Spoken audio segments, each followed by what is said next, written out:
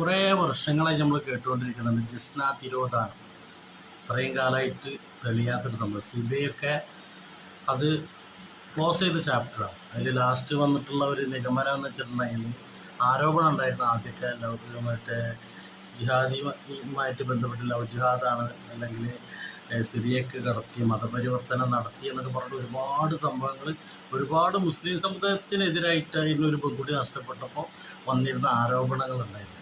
എന്നാൽ അതിൽ CBI തന്നെ പറഞ്ഞിട്ടുണ്ട് ഇത് മതപരിവർത്തനം നടന്നിട്ടില്ല, അല്ലെങ്കിൽ ഇതേപോലെ സിറിയ അങ്ങനത്തെ സ്ഥലത്തേക്ക് പോയിട്ടില്ല എന്നുള്ളതൊക്കെ CBI തന്നെ ക്ലോസ് ചെയ്ത് ആ ചാപ്റ്റർ ക്ലോസ് ചെയ്തതാണ്. എന്നാലും BJP-ക്കാർക്ക് പോരാ, ഇതിങ്ങനെ നടന്നിട്ടുണ്ട് എന്ന് പറഞ്ഞാലേ അല്ലെങ്കിൽ എന്ന് തെളിഞ്ഞാലേ അവർക്ക് സമാധാനമാവുള്ളൂ. സ്വന്തം ആ പെൺകുട്ടിയുടെ അച്ഛൻ വരെ വന്ന് പറയുകയാണ് ഇതിൽ ഇങ്ങനത്തെ ഒരു സംഭവം നടന്നിട്ടില്ല എന്നുള്ളത് പറഞ്ഞിട്ട് വിശ്വാസം ആവാത്ത കുറച്ച് BJP-ക്കാരുണ്ട്.